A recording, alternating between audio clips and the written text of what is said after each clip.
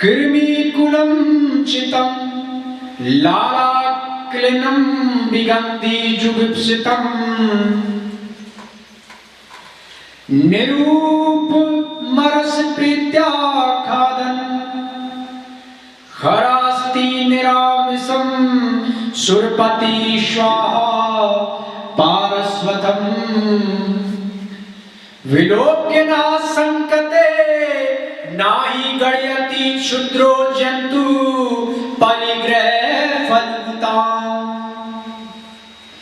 कीड़े मकोड़ों से भरी हुई सड़ान छोड़ती घिनौनी मांस से खाली गधे की हड्डी को लार टपकाता अनोखे चटकारे लेकर खाता हुआ कुत्ता पास ही खड़े देवराज इंद्र को भी देखकर कोई झिझक नहीं मानता है, क्योंकि जो क्षुद्र जीव होते हैं, जो नीच लोग होते हैं, मन चाही वस्तु की व्यर्थता पर ध्यान ही नहीं देता। यही जीवन कितनी अद्भुत बात कही है कि एक कुत्ता है, हड्डी में से बदबू मार रही है, सड़ान उस हड्डी में से आ रही है, गधे की में से, लेकिन सामने अगर देवराज इंद्र भी खड़ा हो जाए परंतु वो उस हड्डी को चटकारे ले लेकर खा रहा है, उस ओर ध्यान ही नहीं दे रहा है। यही क्षुद्र जीव होता है। उसे परमात्मा बिल्कुल दिखाई नहीं देता है, वो विद्वाता की बातें नहीं करता है, वो इतना संस्कारी भोगी विलासी हो जाता है कि विषयों के अतिरिक्त उसे कुछ दिखाई ही नहीं देता है। दिन भर स्त्रियों का चिंतन ही चिंतन रहता है।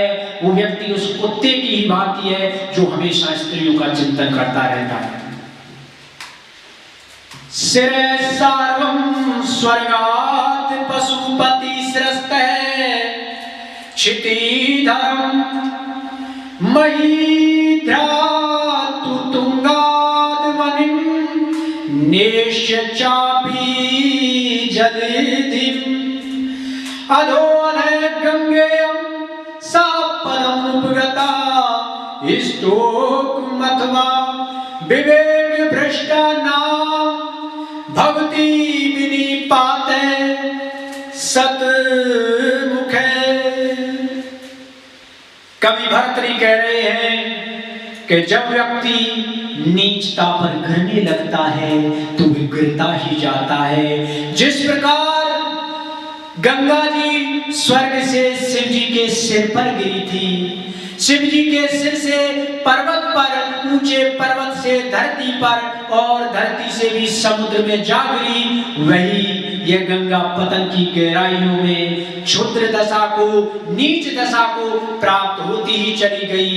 ठीक ऐसे ही जो व्यक्ति विवेक भ्रष्ट हो जाएगा, अज्ञानी हो जाएगा, वो सैकड़ों प्रकार से पतन की ओर जाएगा।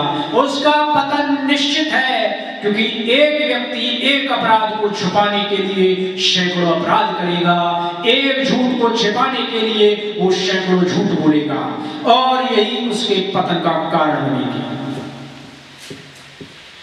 शक्यो वारयितुं जलेन हुतमुख क्षत्रेण सूर्या तपो नागेन्द्रो निशितांकुशेन समदो दंडेन गोगर्धवौ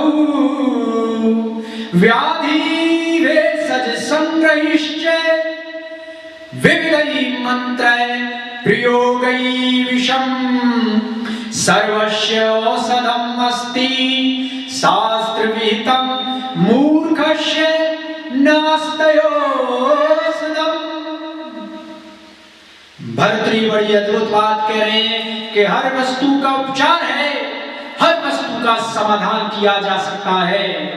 आग को पानी से रोका जा सकता है, सूर्य की धूप से छाते से रक्षा की जा सकती है, मदमस्त हाथी को तीखे अंकुश से रोका जा सकता है, गाय बैल और गधे को डंडे से रोका जा सकता है, रोग को औषधि या औषधालय द्वारा उसका उपचार किया जा सकता है, विष को भांति भांति के उपाय मंत्र आदि से उसे रोका जा सकता है। शास्त्रों में वर्णित सभी रोगों का उपचार है, सभी बीमारियों का इलाज है, परंतु मूर्ख व्यक्ति को बुरी राह से रोकने का कोई उपाय नहीं है।